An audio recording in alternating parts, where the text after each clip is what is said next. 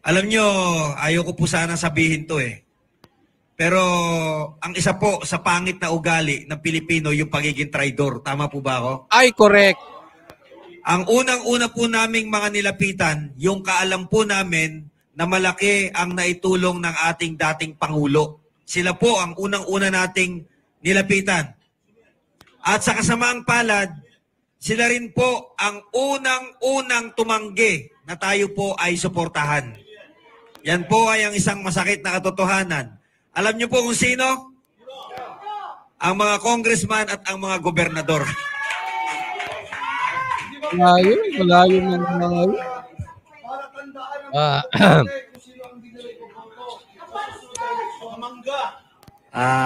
Tungkol po dyan, huwag muna natin pangalanan.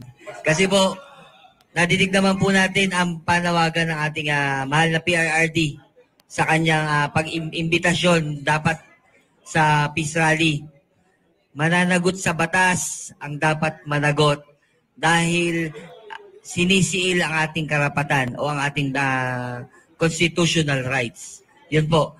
At ang nakakalungkot nga po, totoo yung sinasabi ng aking kasama, ang inaasahan po sana namin na kahit hindi na lang yung hindi na lang yung bilang magkapartido, hindi na lang din yung sa utang na loob, bilang leader na lang na kababayan mo ang gagamit ng pasilidad. Kapwa mo Pilipino ang humihiram ng pasilidad na hindi mo naman personal na pag-aari, kundi pag-aari ng pamahalaan ng gobyerno at higit sa lahat ng taong bayang nagbabayad ng buwis. Pero ano po nangyayari? Dahil lang sa utos ng kung sino man bumubulong na nilalang, hindi po tayo pinapayagan. Dapat itong mga congressman at governor po na ito at yung mga mayor, sana natin, tingnan natin maigi kung ano yung mas nakakabuti. Di ba? Paano tayo yung tatawaging people's leader kung tayo mismo namimili kung sino lang yung tatangkilikin natin? Kaya dapat piliin natin yung may malasakit, yung may damdamin para sa taong bayan. Yun po. Yes, hello. Maraming salamat po. Boss?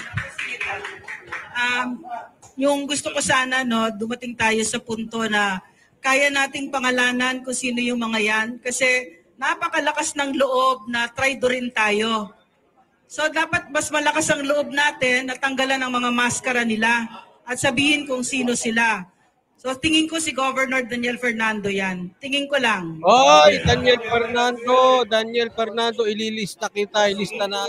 Bago po sagutin, idadagdag ko lang po sa sinabi ni Doktora. Alam nyo, nakakahiya po sa dati nating House Speaker Alvarez. No? Sapagkat siguro hindi din po alam ni dating House Speaker Alvarez na simula po nang natapos ang unang hakbang na maisog na ginanap po sa Davao City, kumilos na po ang Central Luzon. Nakakahiyaman pong sabihin pero malamang hindi alam nga ni dating House Speaker. Tinanong niya ang Luzon, meron ba kayong itlog? Meron po. Ngayon, ibabalik ko yung tanong sa Governor ng Bulacan. Oy! May itlog ka ba? Si Daniel Fernando ba yan? Wala. Itlog.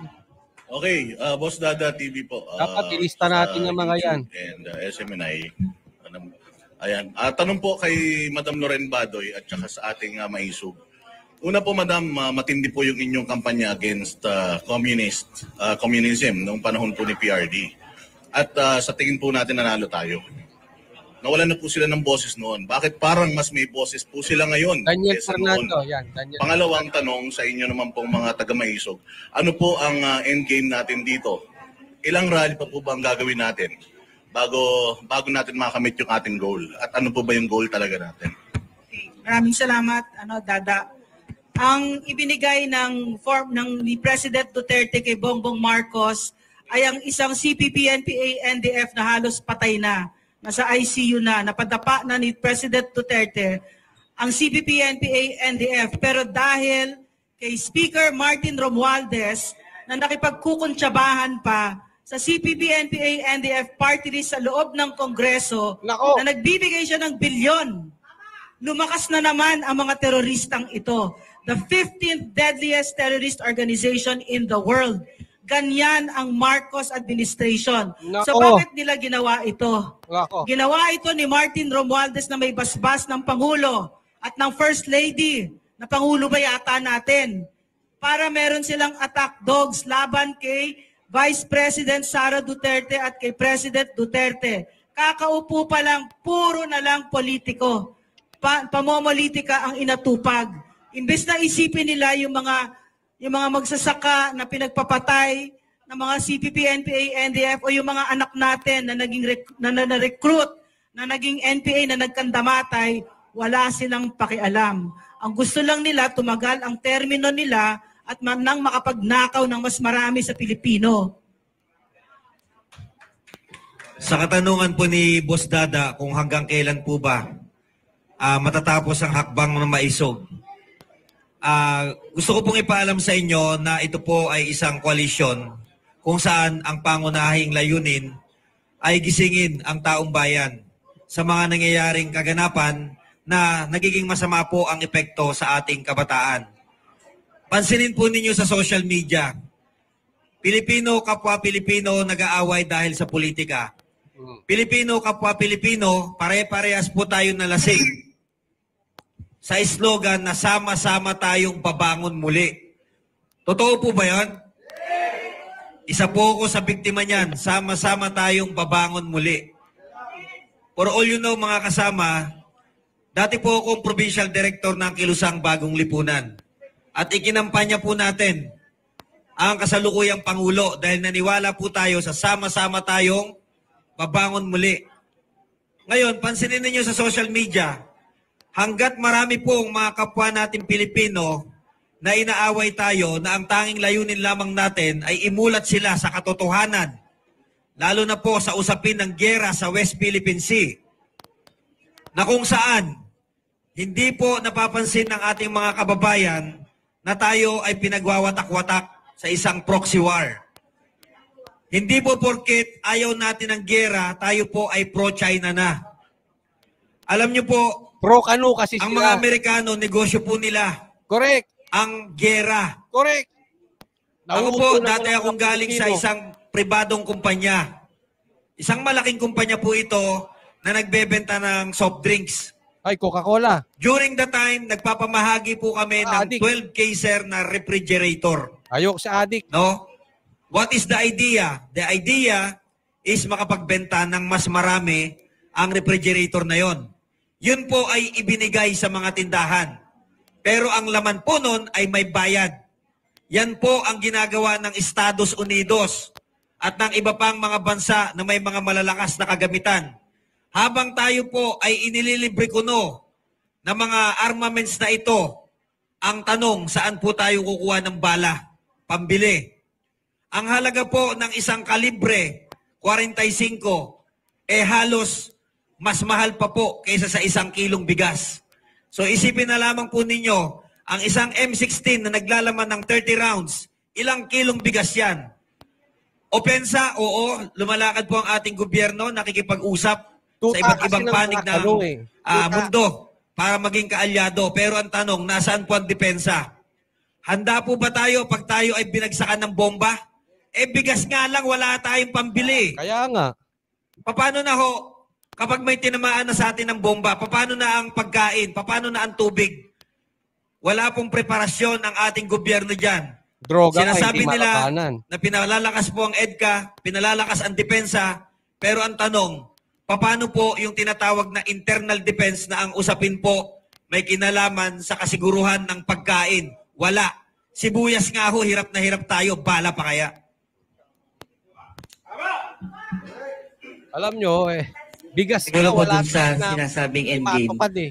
Hanggat meron pong Bago lang isang naniniwala. Rodrigo Roa Duterte na nagmamahal sa taong bayan. Hanggat mayroon pong pamilya Asawa ka, Duterte takot eh. na mas inuuna yung karapatan ng bawat isa, hindi po titigil ang maisog.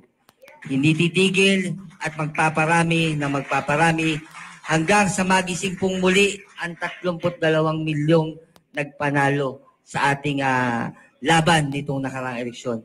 Para maintindihan at malaman na sambayanan na hindi po sila nanalo. Hindi nanalo ang Marcos ng dahil lang sa kanila. Nanalo sila ng dahil sa ating minamahal na VP Sara Duterte. Correct. Tanggapin nyo yung mga trolls na nandito. Hello. Unang-una po, ito po si Sulong at Patatag na Pilipinas. Nagpapasalamat po muna tayo sa TAPS Coalition at sa mga pamunuan dahil isinagawa po ninyong hakbang ng maisog. Ayan. Alalahanin. Hindi nyo kasi kaya ang Duterte. Kaya lang kayo nanalo dahil kay Sara. 8 lalawigan. At ano po ang Bulacan? Sa 8 sinag na ito, naandun po sila. Sapagkat kilala po ang mga Bulakenyo bilang matapang.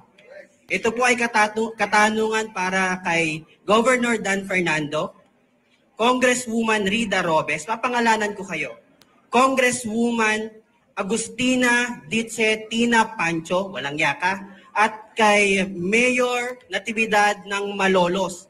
Malolos po, Mayor Attorney. Tandaan nyo po, dyan itinatag ang atin pong unang republika at ang atin pong unang konstitusyon. Wala po kayong tapang, wala po kayong hiya sa atin pong mga ninunong, mga bayani na lumaban at nagbuwis ng buhay. Dumanak ang dugo para po sa ating bansa. Hindi lang po ang watawat ng inyong binastos, kundi po ang karapatan ng lahat ng Pilipino sa inyo pong ginawang pang-uusig at panglulupig sa amin pong mapayapang pagsasama-sama. At ito po ay aking pong panawagan, Pangulong Bongbong Marcos, na asawa mo naman ang namumuno na si Lisa Araneta Marcos. Umalis na po kayo sa Malacanang.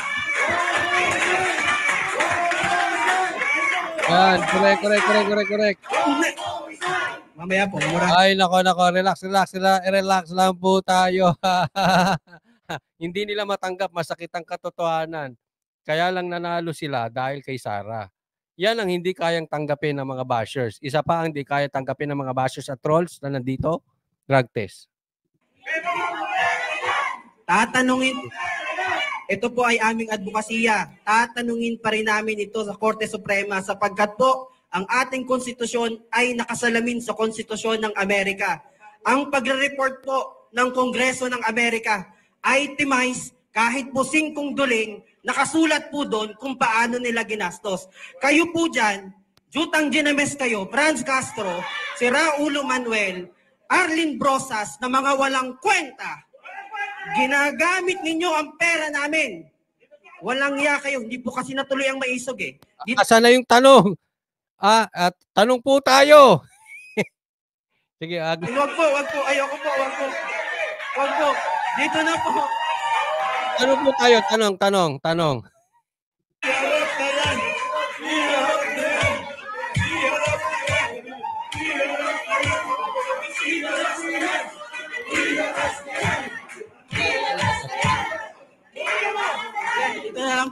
Dito na lang po. At hindi po ako natatakot sa inyo. Tandaan nyo po yan. Ha? Tandaan mo to, Lisa. Hindi ako natatakot sa iyo, Madam First Lady. Sapagkat kapag natakot kami sa inyo, lahat ng aming mga pinaglalaban, lalong-lalo ng mga vloggers dyan, ay matatakot yung mga supporters din nila. Hindi po kami matatakot. Lalo pong dadami ang mga Pilipinong tatapang at ilalabas ang sama ng loob sa inyong mag-asawa. Tandaan nyo po yan. Ha? Mag-resign na po kayo. Tulad ng ama mo, President Bongbong Marcos. Kami ay nananawagang mag-resign ka o makikita mo ang galit ng mga Pilipinong inaapi noon pang panahon ng mga Kastila. Kung kahapon, April 27, hindi nagpatalo si Lapu-Lapu, hindi lalo kaming magpapatalo sa kapwa namin Pilipino. Kapwa Pilipino po kayo. Governor, inulit ko po. Governor, pasensya na po sa mga taga-Bulacan. Governor Dan Fernando, last term mo naman, huwag ka nang tumakbo kasi wala ka ng pag-asang manalo. Congresswoman Rida Robes, Congresswoman Tina Pancho, kasi ayaw nilang pangalanan, ako magpapangalan sa inyo, Mayor Attorney Natividad ng Malolos. Pinananawagan po tayo sa mga taga Bulacan. Kung ito po ang gusto ninyong mamuno sa inyo, ito po ay pagpapakita na walang bayad ang mga taga Bulacan. Salamat. Lilitaw po sa Bulacan ang isang namumuno ng kanilang lalawigan. Tandaan po ninyo mga kababayan taga Bulacan, ang piliin yung leader ay mayroong malaking puso. Tama po yung kanina na sinabi nila. Tindig na lang ako para makita ninyo kasi parang hindi ako makita. Tayo po ay nung pisahan namin sa Davao yung hakbang Maisog. Sinunod yung Cebu. Yung Tagum, dapat pinakamarami yun. Tapos ita-times 2 natin hanggang mag-100 tayo. Hindi tayo po hihinto. Times natin yung Maisog. Kasi yung Maisog, sabi nila, matapang. Tayo mga Pilipino, matapang tayo. Hindi ang matapang ang Mindanao. Lahat tayo matapang. Nandito kami na mga taga Mindanao. Kumakain ng bala. Tama ba yun? Tama ba yun mga taga Mindanao? Dagdagan natin ito. Hindi tayo papayag na hindi tayo makarali ulit dito sa Bulacan. Dapat tayo ay power people. Power people, hindi people power. Power natin ito na mga tao na may katungod. Sa Bisaya pa, natay katungod. May balaan ang atong katungod. Unsa to siya?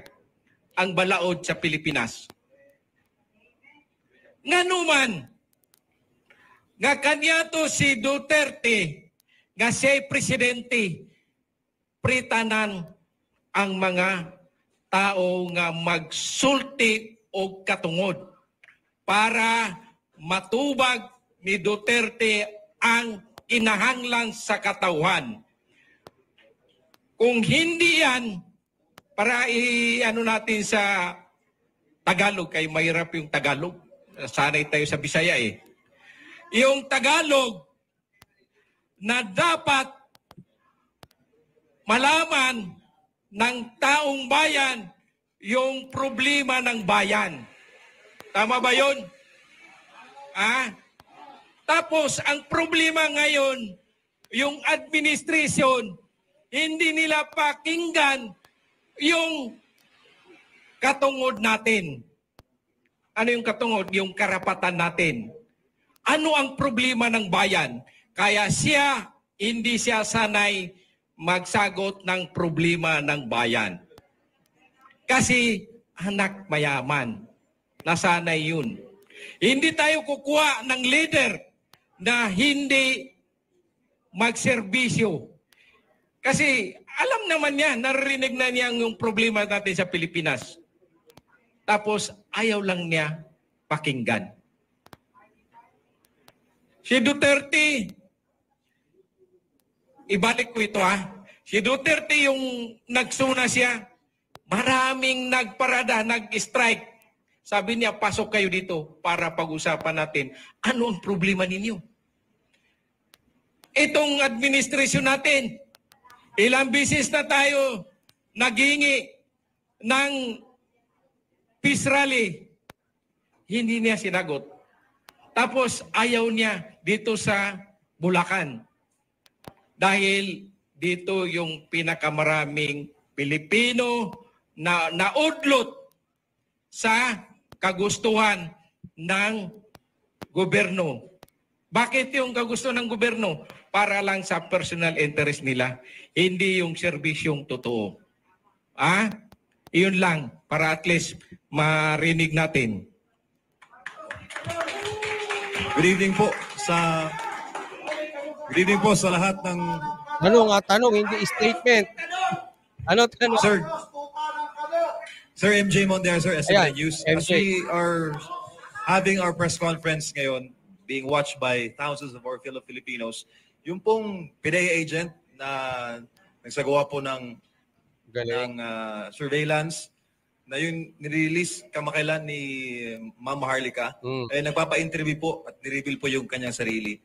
And ito rin po ba, ang drug test po ba ay panawagan din ng maisog? And magpo-focus din po ba ang mga conveners sa panawagang drug test kay President Marcos Jr.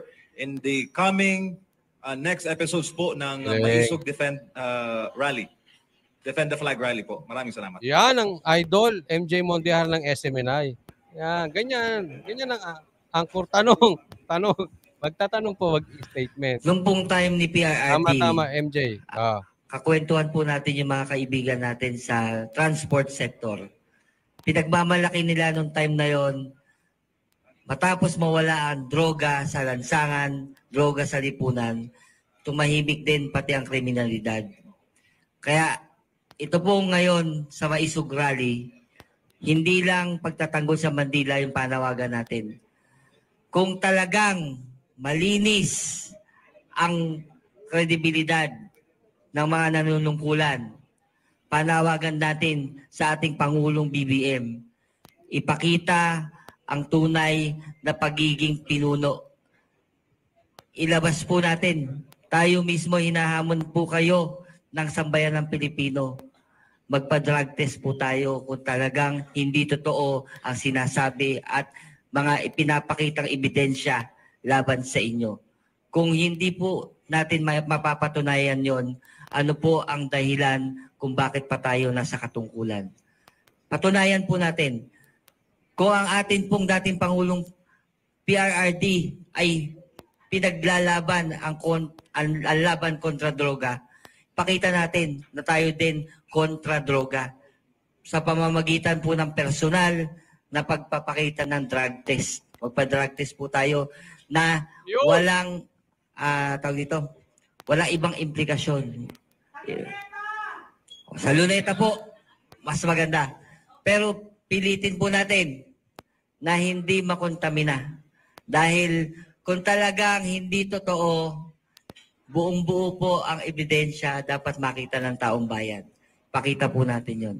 Kung walang droga sa katawan, maniniwala kami sa inyo. Pero kung meron, tanungin niyo po yung sarili niyo kung dapat pa ba kayong manatili sa inyong posisyon.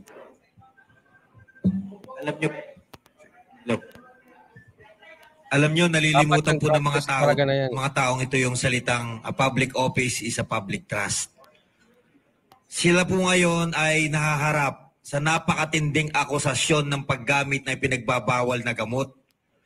Sa totoo lang mga kababayan, hindi po natin, nalilimutan natin na yan po ay isang uri ng tinatawag po natin na public trust.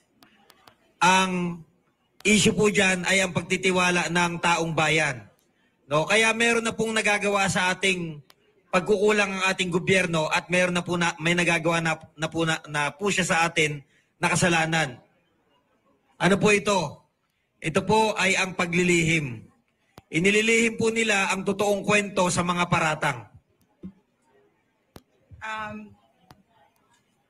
Sabihin ko yung napakakawawa naman natin, napakawalang kwentang tao naman tayo, no?